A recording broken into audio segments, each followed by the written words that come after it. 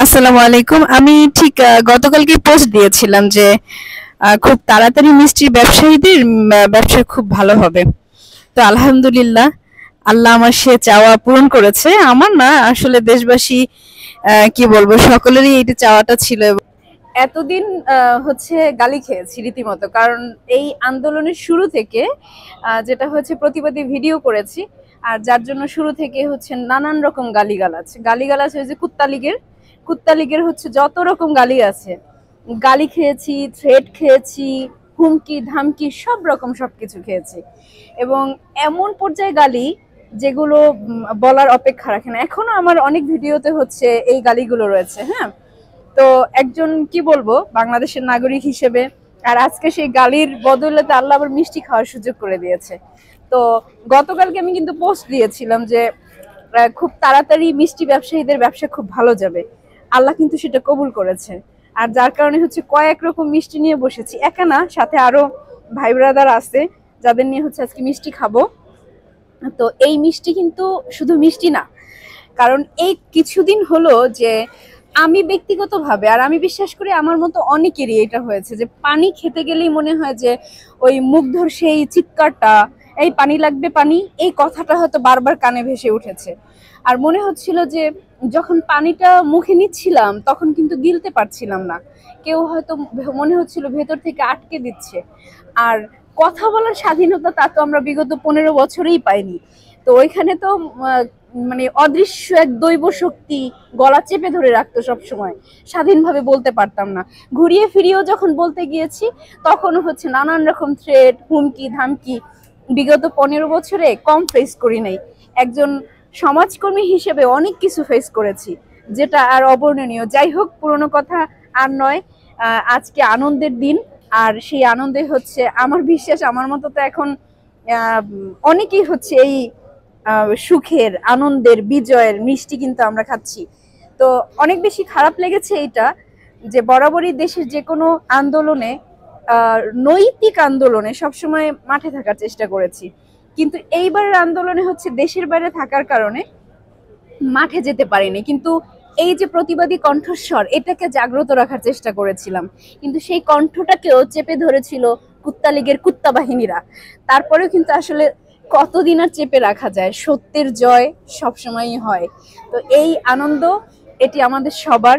তবে আজকে এই বিজয় উল্লাসে একটি কথা মনে রাখতে হবে আমাদের, যে এই জয়ই কিন্তু আমাদের শেষ নয়। এখন আমাদের সামনে বড় চ্যালেঞ্জ হচ্ছে দেশের শান্তি বজায় রাখা। কারণ ইতোমধ্যে কিন্তু বিভিন্ন থানা জ্বালা পোড়া শুরু হয়ে গেছে, আর এটা কিন্তু করবে ওই কুত্তা লীগের লোকজনই, যারা আবার দোষ চাপাবে আমাদের এই সাধারণ মানুষের উপরে, ছাত্রদের উপরে, জামাত শিবিরের উপরে।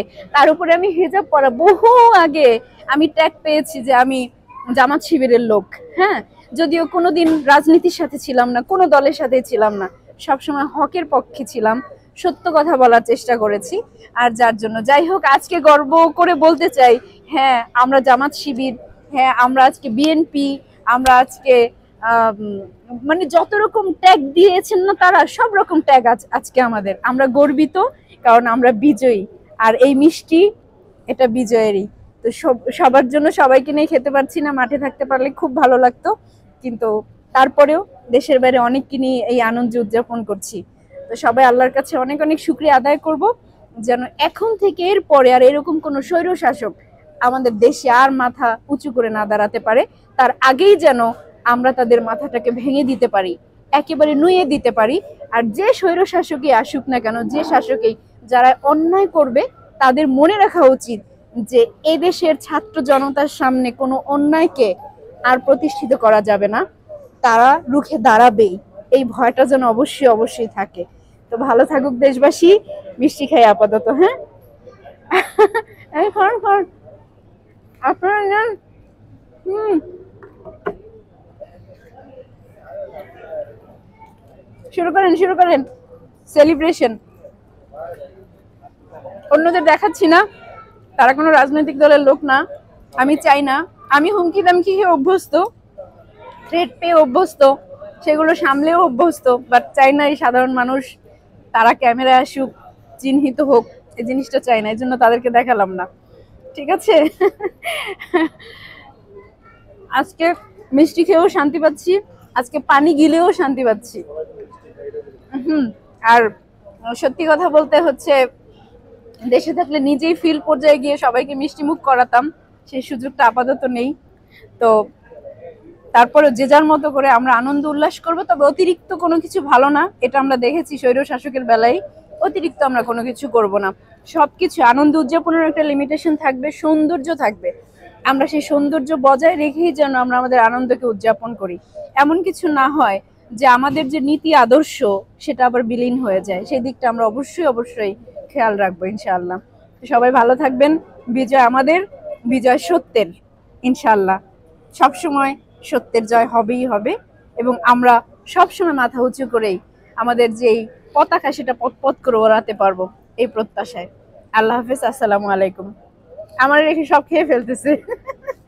আল্লাহ হাফেজ।